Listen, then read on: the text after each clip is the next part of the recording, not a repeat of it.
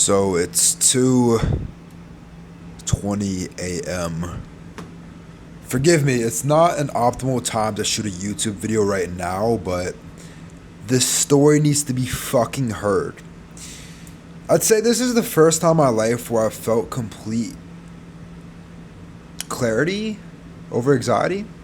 Maybe that's not the right terminology for it, but I feel like everyone's worst fear, getting stuck in an elevator. The story goes something like this. I live in Miami, Florida. For you guys who follow my channel, you guys know a little bit about me. If you guys first time seeing me, then just preset your recollection. Am I using the right words? I don't know, but just bear with me, right? Miami, Florida. Me and my boy have a two-man setup. It's a Thursday night. Fuck it. Two twins, two blondes, right? And I promise I'm not that degenerate. And just like preface, right, as far as some of my beliefs, I don't believe that a man's body count degrades him. I do believe that if you're going to like chase and simp after women, that's chud behavior, like just pussy behavior, if you want to say that. Like you lose aura. It's very low leverage. And I think having women on disposal is a strong suit to be. Having women on disposal, I think, is a good frame of mind to be in, good positioning to be in. That's the most high leverage for your for your life. I think I want to put it like that. Anyways, going back into it, right? Thursday night, two-man setup the day before. I didn't really know too much about it. My boy matched with this girl off the dating app, and it's twins. They're twins, two blondes, two twins. So the day comes, and I had a whole work day, got some calls in. I felt fucking great, and I finished up my last call. It was 9 p.m. and my boy was pick us up at 9:15. I got in the shower by 9:05, left my place at 9:15. Picked my boy up at 9:20. Picked up the girls at 9:45. It's doesn't matter. I'm more so this story is to show you the frame of mind that I'm in, but the entire time I'm this is on my own timing. I was just more focused and worried about the work that I had in front of me, as far as the inputs that I have towards my business, trying to make it the most fulfilling calls that I can put on, the best content I can put out. That's what I cared about, and then the fun was after. Cause I of course, bro, I'm 21 years old. I live in Miami, Florida by myself. I want to adventure, I want to have fun, right? And it I used to get so anxious over hangouts and meeting new people for the first time, but this was the first time where I just felt I felt a little bit of anxiety at times, but it was this awareness I had where I'm I don't care. I've really mastered the art of not giving a fuck. I wonder when this 10 milligrams of melatonin is going to kick in. But I've really mastered that craft. Because, even my boy, he's strong-minded as well. A little bit younger, but more so, and I'll tell you, the main points of why I feel this way, but, just, tapping into it a little bit. But it's definitely the repetition of doing hard things and uncomfortable things and facing that anxiety over and over and over again, to the point where I just feel so detached. From the outcome. You're just trying to force it. You're overthinking. Even my boy was how should we say what's up to them? Are you gonna pull a line? I'm bro, I don't give a fuck. I'm just gonna wait for them. We picked them up in the Beamer. They were taking too long, so I was bro, text them. Did they get lost? Are they okay? Pick them up. It's just some smooth shit. Don't overthink it. Give them a little hug. Hey, what's your name? I don't remember their names. They're twins. I don't know the difference between them. I still don't. Open the door for them to get in. Oh my God, you have a nice car. Shut up. Get in the car. Go back to my place. My place has a hot tub. So get back to mine. They check out the view, and they're Miami eaters, if you want to put it like that. They're fresh, meaning they just moved here. 21 years old. They're Miami eaters though. So for the ones who understand that terminology are the ones who actually I care for you guys to understand, so I'll put it at that. Get back to mine. Check out the spot. They see the couch. Oh my god, it's so cool. Like my place is not that cool. I'm like, I hit them with the "Are you scared of heights?" I love using that line. They're like, oh my god, we not really, we're not really scared of heights. And I'm like, do you guys want to climb a crane? Like, just being spontaneous, being authentic, being yourself, being kind of goofy.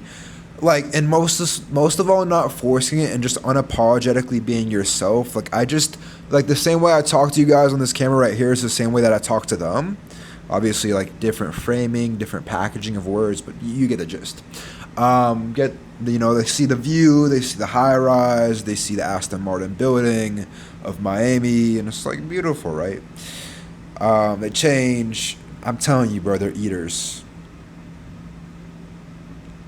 I don't like as a man. I don't feel degraded by hanging out with chicks like that. I don't.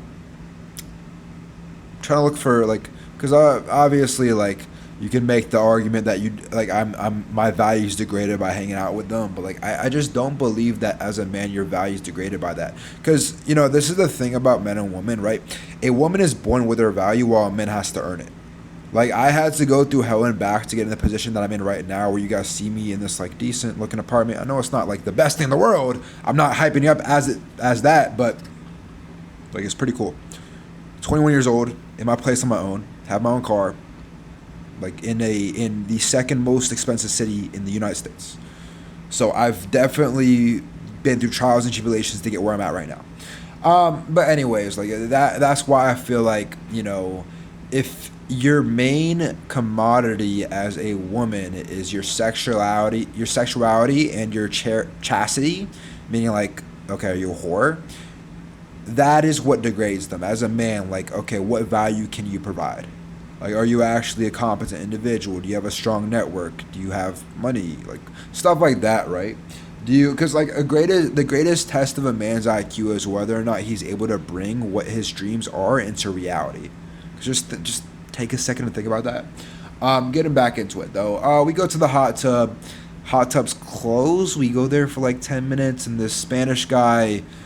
And by the way, guys, like everyone in my apartment doesn't speak English, bro. Everyone in my apartment doesn't speak English. It's crazy. The security guard is like, no, close. And I'm like, I didn't know. I just moved here. What do you mean closed? He's like, close. And he starts like speaking Spanish on the fucking radio. I'm like, fuck. And he's like, okay, get out.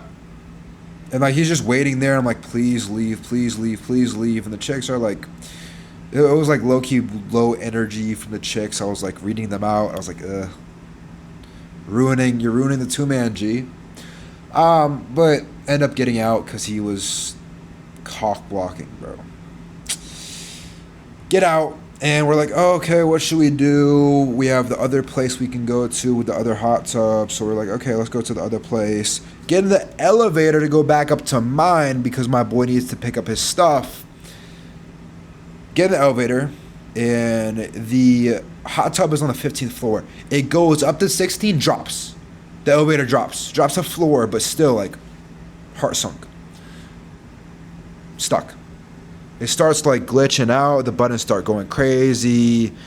The girls at this point, like they were like shocked at first, but like, and like, I was so surprised with my initial reaction because I was like, wait, this is actually like some people's worst fear, and I should I feel something more? Should I care more? Like that was what was going through my head. Should I care more? But like I was so, and my boy, like I'm not gonna bash him too much, and I told him like, bro, you have some anxiety like to overcome, and I'm telling you, like it comes to experience, bro. Because I've been through so much shit. I've done so much hard shit in my life where my like anxiety, I'm telling you, like I would literally look at my calendar 3 days in advance and look at this event I had set up as far as like a book call, and I'd get so anxious because of it. Like trust me, I've been through it. But like I guess my boy was like he went a little bit silent, and I was like, okay, just chill, you're fine. It was like a little claustrophobic, a little hot, like a little short breath, but it's fine. Chicks are with us, 2 blondes. So we radio the people for the helpline because there's no service in the elevator, which was really bad as well. Like I'm telling you guys, like this is some people's worst situation.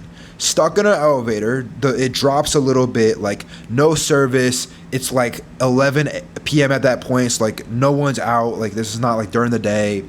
And like we radioed the person like, we're fucking stuck. Can you help? The first lady that answered was kind of nice. But, like it was really hard to understand her because it was very like static and like muffled. And they said they'd send someone. And, like I told the address, I told where we're at, and they're like, okay, we'll send someone.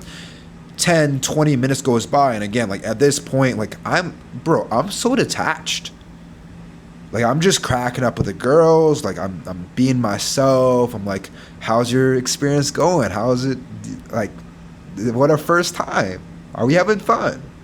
Like we're just playing games. Like I was having fun. And then second time they're like, oh god. Like my boy was like, bro, just call again. And I was like, okay, bro, I'll call again. Second guy picks up the phone, different from the first lady for the helpline. And he's like, bro, he's like a dick. He's like, it's like he got his heart broken or something. And he's like, it was super muffled. I couldn't tell what he said. I just hung up the phone. I'm like, what the fuck?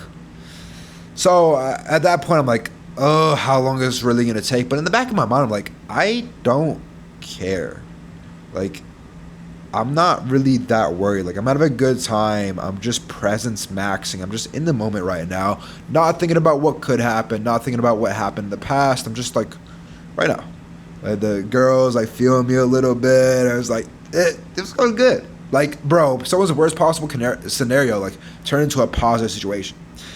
But, again, 25 minutes at this point, and then we hit a third call, and then we start hearing people. Like knocking. We hear this Spanish lady just saying some random shit. I don't know Spanish, bro. Like it was muffled fucking Consuela Spanish. I couldn't tell, bro. It was like our security guard. So 25 minutes at this point, and like, okay, my boy is like starting to start to freak out. Like at this point, I'm not gonna lie, because I'm not gonna like gas myself up entirely, because I'm human. I did feel a little bit of anxiety, a little bit. It's because the firefighters got there. They started prying open the doors. And I'm like, bro, please don't drop. That would suck if I died tonight. That would really suck. That's what I was thinking. I was like, please don't drop in their attempt to try to save us right now. So I'm going to throw up a video. Of them actually getting out the elevator when they open it, because my boy recorded it. And the hose going... the women go through. But yeah, I was just like chilling with it. The Spanish security guard asked for my unit number, and I'm kind of concerned because she caught me tearing up the garage the day prior, and she saw my plate in the face and took a recording of my fucking plate number, and I'm kind of scared. So I was like, why are you asking for my room number? But whatever. But more so, like, dude, that was the first time, like, not the first time, but that was like a very, because my boy had the opposite experience. He was like, holy shit, like I'm glad I went over that. Like I'm glad I got over that fear. Like, okay, the worst outcome is like, okay, I went through a little bit of anxiety, but for me, bro, like it was a telltale test of like, I don't even know if I said that right. I popped 10 milligrams of melatonin. I'm starting to like fall asleep in real time right now. It is 2:35 a.m. right now. So if you guys are fucking watching, hit that like button. Like, actually, I appreciate you guys' support. As you can see, my channel's not fucking huge, so I appreciate you guys supporting. But he was like, yeah, I'm glad I overcame it. But like, the results, no, the feedback that I got from that experience for me personally was like, holy shit, should I feel more attached to life? I'm telling you, it's the perfect detachment from the outcome. Because, like, I'm telling you, I used to overthink a fuck ton with girls. And, like, even, right, I'm sorry, guys. I'm sorry, and I'll tell you guys this because you've been watching for 15 minutes at this point. There wasn't a happy ending to the story. There was no crackage. Because this was my thought process. Maybe I made the wrong judgment. I don't think I did. But, like, we got back to my place after we got the elevator. And, like, at this point, the girls were, like, a little, like, frantic. Like, they were, some of the, like, the one I was talking to was calm. I was like, oh, chill. But I was, like, out of respect from, like, the trauma, maybe? I don't know. Out of respect for, like, fuck, did I bitch out. I was like, all right, do you guys want to? I assume you guys want to go home, right? Like that's what I told them. I'm like, they're like, yeah, let's go home. Like, all right, hop in the Beamer. Hop in the Beamer. So they hop in the Beamer. We take them back to their place. I get Wawa because I'm a fucking Wawa demon. All roads lead to Wawa. I'm from Virginia. I was gonna say like the Middle East. I'm from the Middle East. I'm Jordanian, but Middle East of America. I guess Virginia. I guess that makes sense. Central East. Well, you guys know what I'm saying. We have Wawa. I ran off that religiously, and I haven't had Wawa in a very long time. And I had fucking chicken tenders, fries, and a donut, and my stomach is still feeling it because of it. I feel like shit. Worst decision of my life. Such instant gratification. So not worth it. Yeah, I wish it had a happier ending, but it didn't. But I learned that anxiety does not control me, and I'm telling you, it used to fucking last spiel, and I promise this will actually help you out. It's more so just like living detached from a predetermined outcome you have set in your head. Like living with no expectations is the most mentally freeing thing you can do in your life. Because like I'll give you an example, right? I had this other girl over last week, and she was really cool. Like I was actually filling this girl out, and like I was actually thinking about maybe dating her. Maybe. I'm getting really tired, honestly. I'll finish this up. Yeah, she was at my place chilling. I was like, hey, I gotta go work out. She's like, go work out, please. Go work out, please. Like, don't mind me. I'm like, really? That's fire. Like a girl like being okay with you working out and you guys are hanging, like she's okay with that. So like she literally just like chilled in my apartment on my couch. It was the best feeling in the world. Knowing that I had, and I'm telling you guys, like this is the baddest girl, most rare girl I've ever pulled in my life. Like on YouTube I can't talk too much about like too personal. But I'm telling you, like if you have the same kind of taste in women as far as characteristics, like I'm telling you, like sexuality and chastity, like she was top tier, bro. She was super exotic too. Super exotic, foreign. Things kind of ended, as you can tell, with the 2-man tonight. Anyways, but yeah, she was chilling on my couch. Like I had the best leg day in my life. I slammed 2 scoops of pre-workout. And just the thought of her chilling in my high-rise apartment while I'm working out in Miami, Florida, just chilling in my apartment, just waiting for me to come back was the best feeling in the goddamn world. I love that. So I get back and I like usually this is my point, right? Usually I have expectation of like, okay, if a girl's over my place, like, yeah, I'm gonna fuck. Yeah, of course. But I didn't have that expectation. So like I came back and I took a shower. I'm like, because I usually when I think back to my old self, like if I take a shower with a girl in my apartment, I live by myself, I'm like, okay, let's like I can't lie, like I get down, you know? Like please don't take the wrong impression of me. Like I promise, like I am competent, I think. But like I have this expectation of like, okay, let's do something. Like let's get into it. But I didn't have that expectation with her, and it turned out to be like the best. Like I was in the most euphoric like feeling of my life. Like so present in the moment, so grateful, so happy, so fulfilled. So fulfilled. I was like, dude, I fucking made this myself. I made this life my fucking self, brick by fucking brick. It was fire.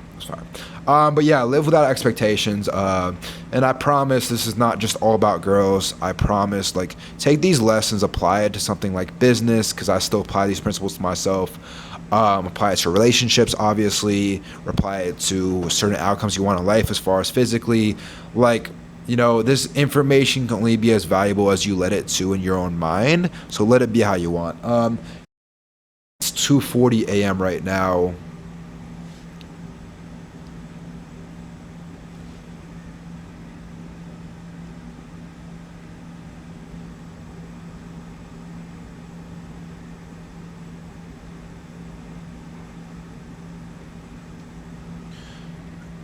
But it's 2:40 a.m. right now. It says my SD card is writing speed slow. I hope this is not laggy. Yeah, thank you guys for watching, and we'll see you in the next one. Peace.